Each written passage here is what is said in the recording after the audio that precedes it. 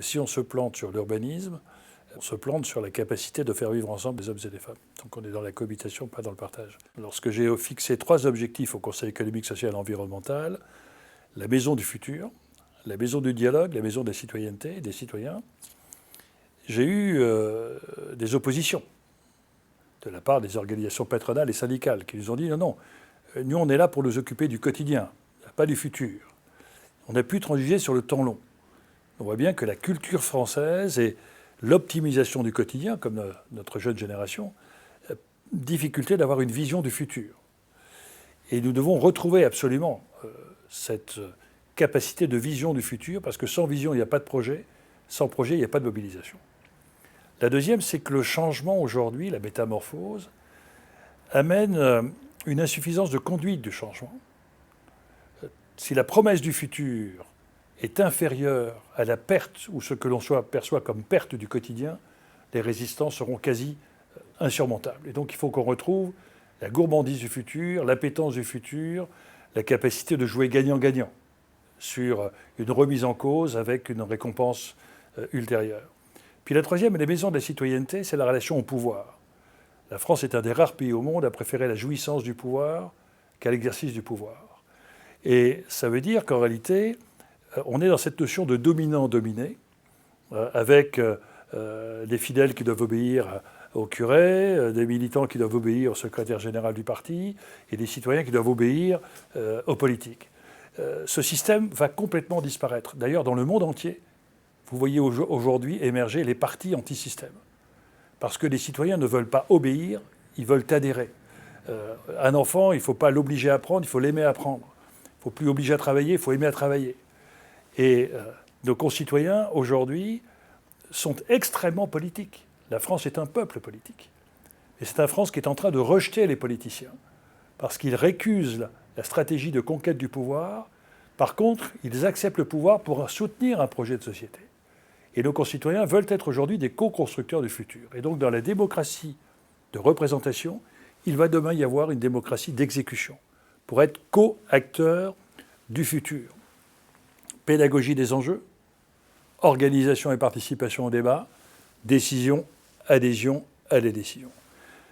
Nous sommes en train de changer et de passer de l'économie de la production à l'économie de service, et nous rentrons dans l'économie de l'innovation et de la création. C'est-à-dire que toute l'intelligence de l'homme qui a été mise au service de l'allègement des fatigues du corps, la nuit était réparatrice, aujourd'hui, depuis 20 ans ou depuis 10 ans, on est dans l'optimisation de la capacité du cerveau.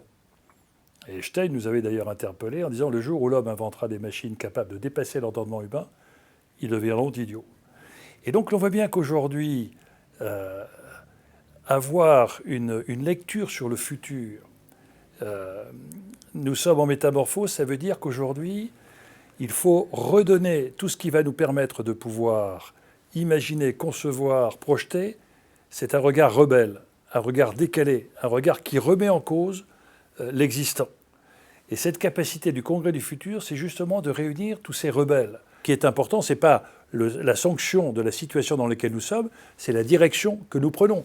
On voit bien le basculement des véhicules vers les véhicules électriques, vers les transports collectifs, le basculement du collectif à l'individu. Tout ce qui est aujourd'hui collectif va de plus en plus apporter de traitements individualisés. Votre TGV, vous avez votre billet de train sur votre téléphone, et tout ce qui est individualisé, vous allez de plus en plus le collectiviser par un partage d'appartements, un partage de voitures, un partage d'espace. Et l'on voit bien que c'est quelque chose d'assez fascinant, y compris sur les problématiques du partage des identités. L'espace public ne doit pas être un lieu de la confrontation et du rejet de l'identité de l'autre, mais au contraire, la capacité de construire sa propre identité qui est diverse. L'identité, c'est quelque chose de souple. Nos jeunes aujourd'hui qui font une dizaine de pays sont français, etc.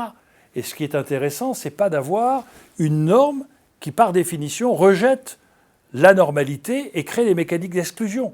C'est la capacité d'une construction très forte en matière d'identité permettant de pouvoir partager avec l'autre.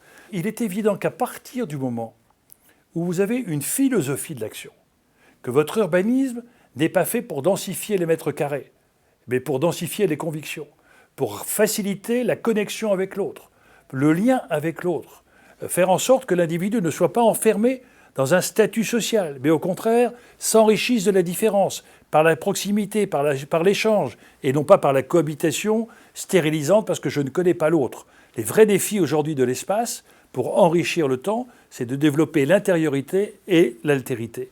Et à partir de ce moment-là, si vous avez un regard sur la fragilité humaine, sur un regard sur la fragilité de la nature, vous êtes dans une société d'inclusion. C'est-à-dire que l'individu que vous regardez, vous ne le regardez pas en fonction de la sanction de son échec qui quelquefois vous réjouit. T'es nul à l'école, t'as déposé le bilan, ta femme est partie, t'es au chômage. Mais au contraire, comme la valorisation des talents, et à ce moment-là, un élève en échec scolaire n'est pas un nul, c'est une intelligence qu'on n'a pas su valoriser.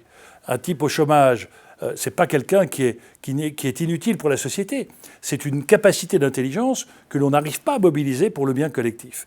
Et l'on voit bien que si vous avez cette notion que l'avenir appartiendra au capital humain, comment faire en sorte que dans l'espace, on n'écrase pas l'individu, on ne l'enferme pas dans des cellules d'isolement, mais au contraire, on lui permette, par l'échange, par le contact, par l'autre, avec des personnes inspirantes qu'on sera logées, faire en sorte de révéler les talents qui sont les siens et de faire en sorte de le libérer par la capacité qu'il aura de construire des convictions. La gestion de l'espace sur le plan de l'urbanisme, c'est pas la quantification, combien d'hommes on loge, combien on gère de kilomètres de mobilité, combien on gère de temps, c'est la capacité que l'on a de pouvoir concilier l'espace et le temps et de construire des humains qui ont confiance en eux-mêmes parce que tout simplement ils sont respectés dans la gestion de l'espace et qu'ils sont acteurs de la gestion de l'espace et du temps qu'on leur permet de vivre avec l'autre.